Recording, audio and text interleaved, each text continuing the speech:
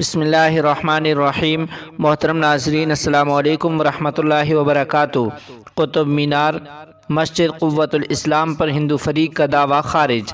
تفصیلات کے مطابق دہلی کی ایک عدالت نے پیر کے روز اس درخواست کو مسترد کر دیا جس میں دعویٰ کیا گیا تھا کہ قطب مینار کمپلیکس کے اندر قوت الاسلام مسجد کو جین اور ہندو مندروں کے ملبے پر بنایا گیا تھا اور انہیں اس کے اندر مورتی رکھنے اور پوجا کرنے کا حق دیا گیا تھا۔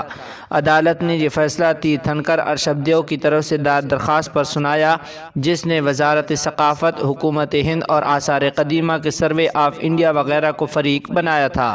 اس دعوے کی مخالفت دہلی کی ایک NGO legal action for justice نے کی، جس کے سیکرٹری ایڈوکیٹ انور صدیقی تھے۔ سپریم کورٹ کے وکیل فصیل احمد ایوبی کی زیر نگرانی ٹرسٹ کی نمائندگی سینئر ایڈوکیٹ میر اختر حسین نے کی۔ مسجد کا دعویٰ کرنے والی درخواست دسمبر 2020 میں عدالت میں دائر کی گئی تھی۔ ہندو اور جین جماعتوں کے دعووں کی مخالفت کرتے ہوئے ٹرسٹ نے عرض کیا کہ درخواست کی کوئی قانونی بنیاد نہیں ہے۔ ٹرسٹ نے مطالبہ کیا کہ درخواست کو خارج کر دیا جائے کیونکہ یہ عبادت گاہوں کے ایکٹ 1991 کے سیکشن 39 اور قدیم یادگار ایکٹ 1904 اور 1958 کی براہ راست خلاف ورزی ہے۔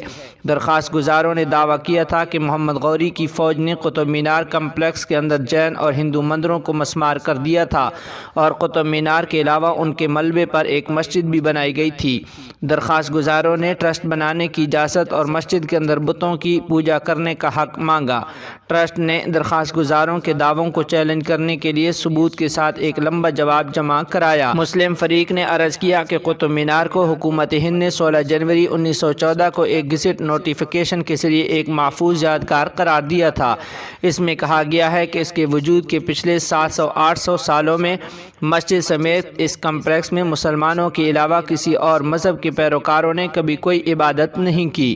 موجودہ قانون کے تحت نوٹیفیکیشن کے 3 سال کے اندر قطب مینار اور قوت الاسلام مسجد کو محفوظ یادگار قرار دینے والے گزٹ نوٹیفیکیشن پر نہ تو کسی تنظیم نے اعتراض کیا اور نہ ہی کسی فرد نے۔ دوسرا نقطہ جو ٹرسٹ کے وکلاء نے اٹھایا وہ یہ تھا کہ 1914 کے گزٹ نوٹیفیکیشن میں احاطے کے اندر کسی مذہبی مقام یا مورتیوں کی موجودگی کا ذکر نہیں کیا گیا تھا۔ ٹرسٹ نے دلیل دی کہ درخواست گزاروں نے گزٹ نوٹیفیکیشن کے 104 سال بعد ٹرسٹ اور احاطے میں عبادت کے حق کو رجسٹر کرنے کی اجازت کے لیے عدالت سے رجوع کیا، اس لیے درخواست گزاروں کے پاس کوئی قانونی بنیاد نہیں ہے۔